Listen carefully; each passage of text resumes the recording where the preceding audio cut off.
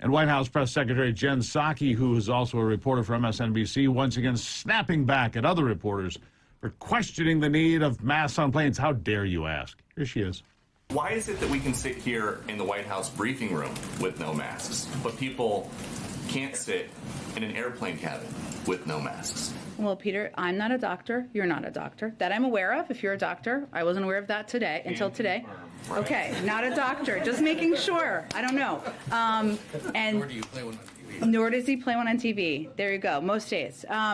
But these determinations, remember the masking guidance is green, yellow, and red. We are currently in a green zone in Washington, D.C., so they're not recommending it. Some people can still wear a mask if they want to. Many people do. Isn't it weird how in 2022, suddenly the whole world has arrived at this conclusion that if you're not a doctor, you're not allowed to have an opinion on masking or COVID lockdowns? Really? I'm not allowed to have an opinion because I'm not a doctor. Okay, fair enough. I'm not a nutritionist either, but I know if I ate 8,000 calories a day, I'd weigh 800 pounds. I mean, I can do this, but I'm not a nutritionist. I mean, come on. Joining me now to discuss the difference between sitting in a crowded room and sitting in a crowded airplane is a doctor, Jeffrey Barke, with America's Frontline Doctors and Convention of States. Doctor, seriously, I do believe that I'm qualified to have an opinion about a lot of things, regardless of what the media says to me about it. What do you say about that? Well, of course you are, Steve. And yes, I am a real doctor, board certified primary care. And apparently I'm also a doctor on TV. So I got that going for me. The reality is this is not about the science. This is about the political science. And we all have to remember the CDC is funded about 50% by the pharmaceutical industry. And the CDC, the National Institutes of Health, the FDA have become as much a political organization as they are a healthcare organization. So we need to take their advice and their guidance with that framework. Masks. It's got to be qualified. When you say we have to qualify when we hear what they say. Now, let's be fair, because I hear Big Pharma get beat up a lot. And I want to be clear. I kind of like Big Pharma. They make drugs that extend my life, enhance my life, make my quality of life better through research and development. Big Pharma in and of itself is not the enemy. However, with a lot of organizations of size, sometimes they do things that I don't agree with. Is that fair? It's perfectly fair, and I'm not anti-Big Pharma. We all benefit from many of the wonderful inventions and innovations of Big Pharma, from the ability to take insulin if you're a diabetic, and various other medications that can be life-saving. The point here, though, is, in Convention of States, the underlying theme is self-governance. And we've gotten so far downfield from self-governance that we expect the government to tell us how to do almost everything. And if you want to wear a mask on an airplane, by all means, please do. But have enough respect for the rest of us that no longer want to wear a mask to leave our masks off. Listen, if it's so crystal clear and given that masks are an important and effective tool against the spread of respiratory viral illnesses, then answer me this.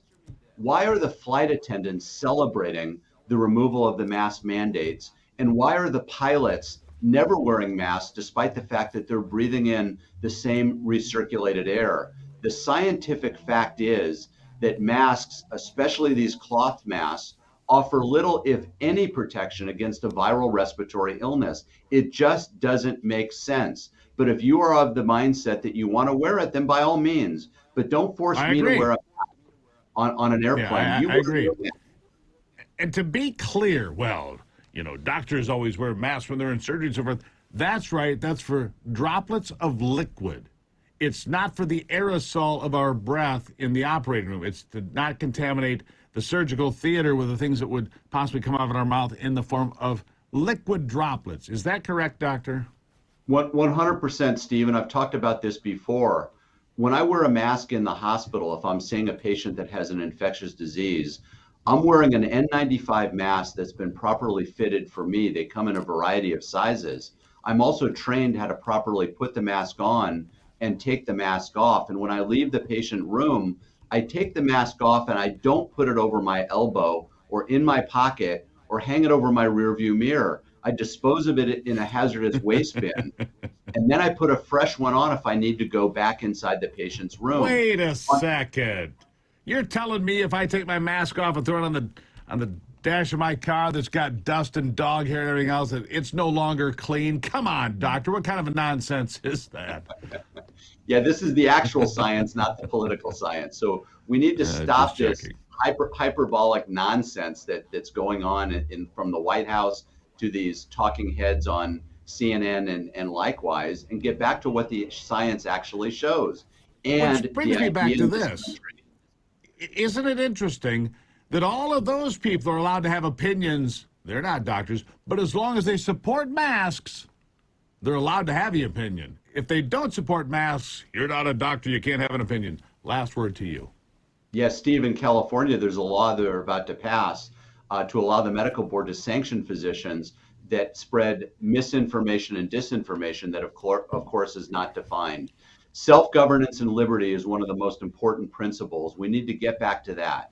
Let's live with freedom. You make your choice. The rest of us will make our choices, and we'll respect each other and stop some of this nonsense that's going on.